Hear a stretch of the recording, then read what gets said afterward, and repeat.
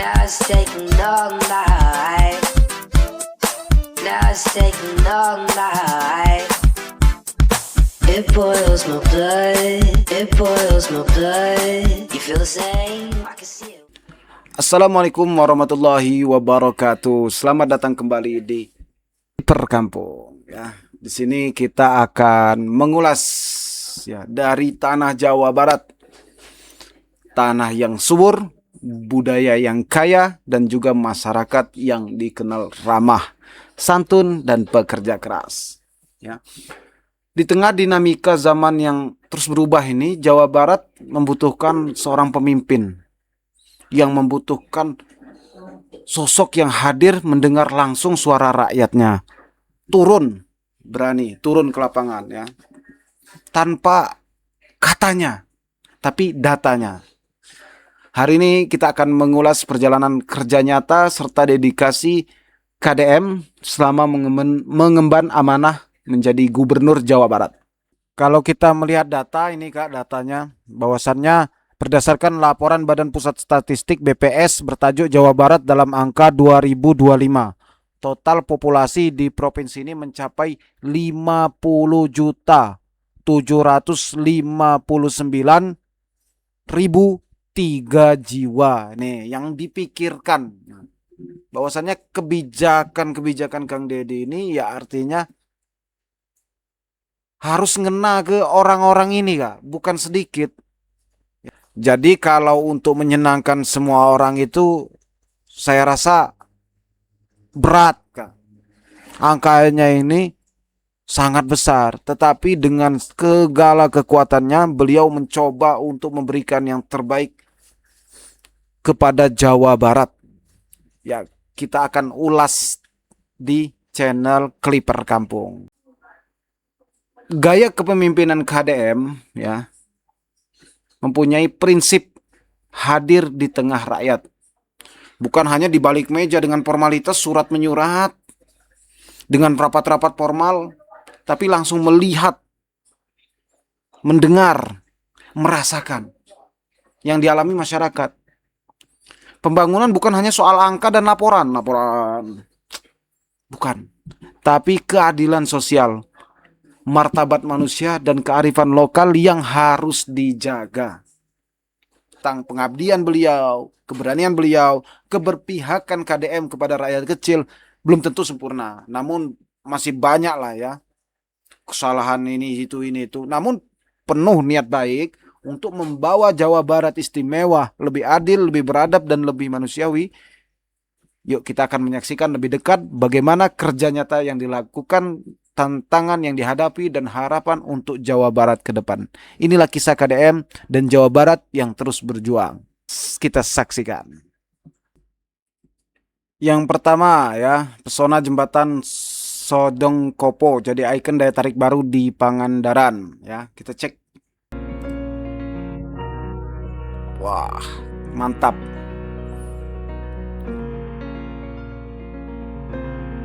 Oke sih. Ini mantap bangunannya, indah, megah, warnanya estetik. Ini sangat indah ya.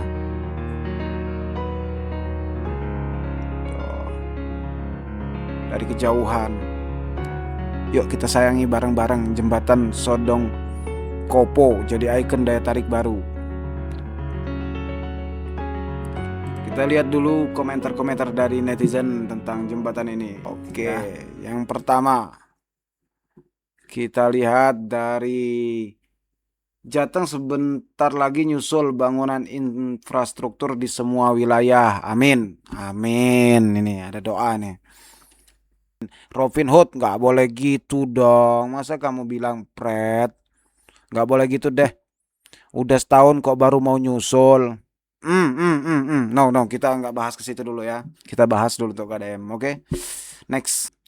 Selanjutnya ada dari entah siapa ini, jembatan yang paling sering aku lewatin kalau main dari Cijulang ke Batu Karas. Oke, mampir. Jangan buang sampah sembarangan ya, Kakak. Oke. Selanjutnya kita baca dari Ahmad Taufik. Ahmad Taufik 476. Mantap, wisata air Jawa Barat istimewa. Lia Salon keren. Aduh mani indah pisan. Oh, mantap mantap. Ini kita buka dengan ini, oke?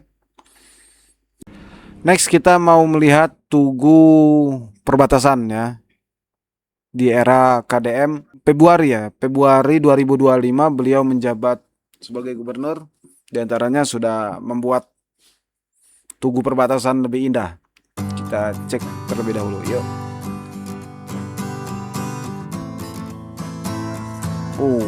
Mantap. Kabupaten Subang.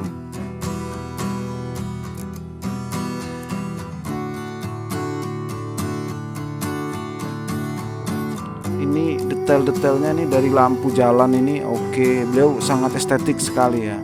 Memperhatikan setiap detail-detail keindahan.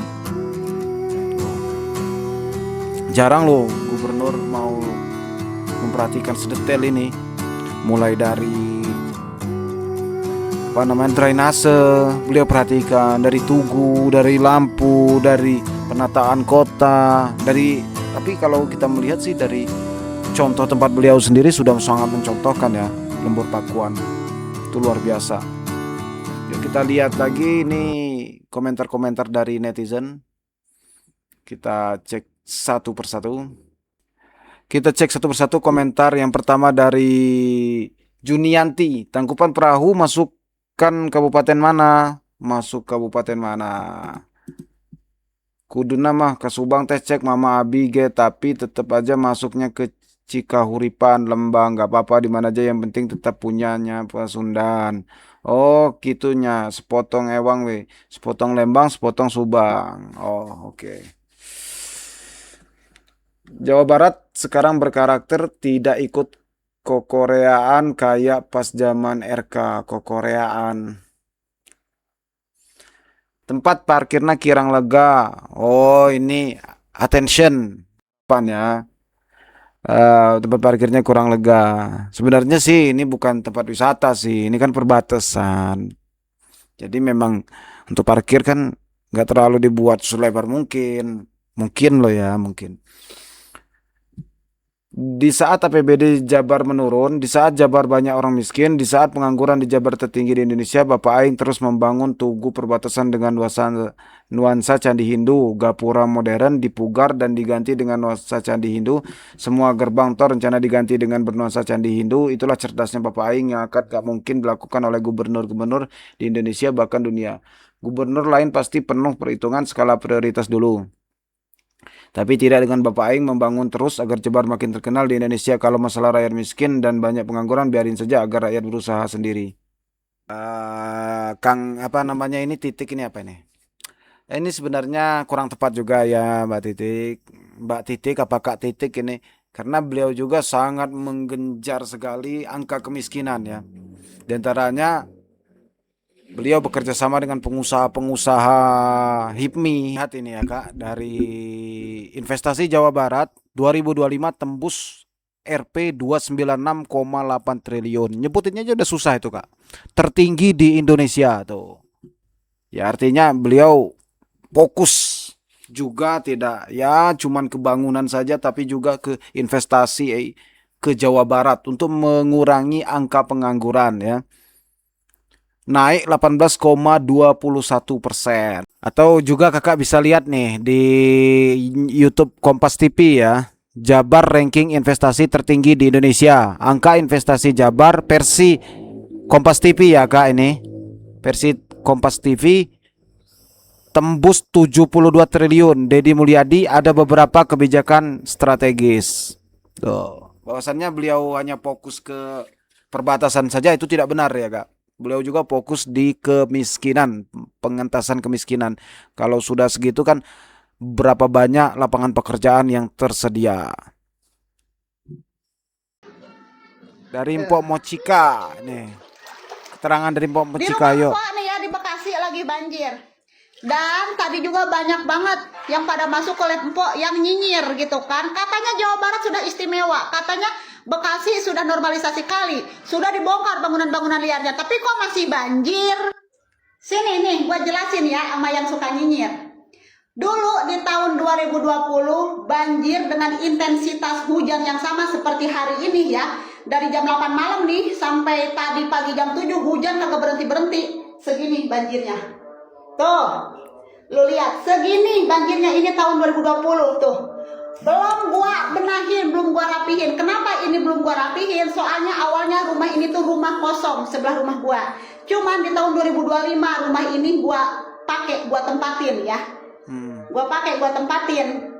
Buat apa? Buat rumah produksi pembuatan mochi. Dan gua emang belum sempat buat gua rapihin, ya kan? Tuh, contohnya. Dan sekarang cuma sedengkul, coy. Tuh.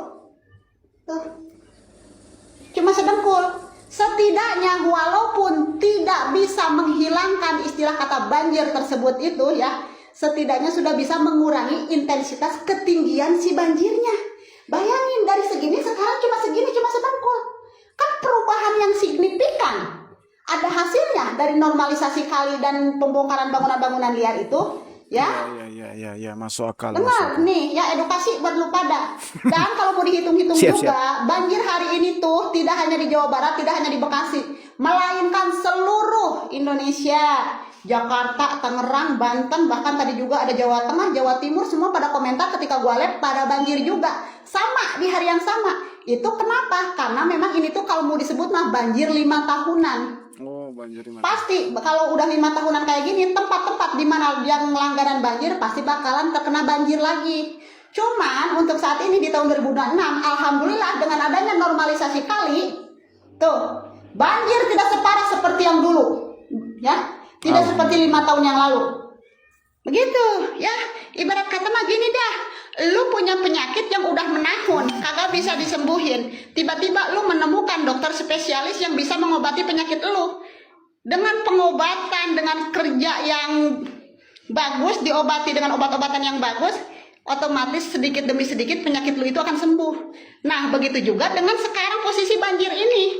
Ya kan? Tidak bisa semuanya langsung hilang banjir. Tapi setidaknya sudah ada pengurangan ketinggian banjir. Ya kan? Makanya kalau gubernur lagi kerja, bupati, wali kotanya lagi pada bekerja mentata kota, tata ruangnya dibenahi, dibenerin, kagak usah lu pada julid, kagak usah pada ngeganggu, biar jongjon, biar pada bekerja, ya. Oh, ini mah giran sekalinya gubernurnya, bupati, wali kotanya lagi pada menata tata ruang, biar kagak banjir, setidaknya mengurangi ya, mengurangi terkait banjir tersebut, masih aja pada diganggu. Udah, bye. Oke, kita akan membaca komentar dari netizen. Oke, kita baca. Yang pertama dari Aldi Wahab Muhyiddin ya.